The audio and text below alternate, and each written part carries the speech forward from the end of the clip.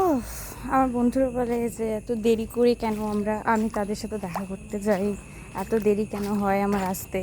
আমার বাড়ির সামনে রাস্তার যদি এই অবস্থা হয় তাহলে আমি কিভাবে এত তাড়াতাড়ি যাবো? রে বাবারে,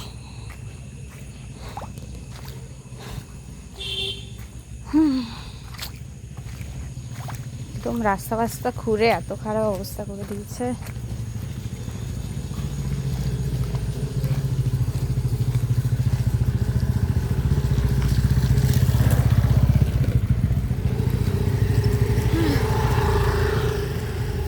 পুরো আমার বাড়ির সামনে দিয়ে পুরো শেষ অব্দি এই অবস্থা।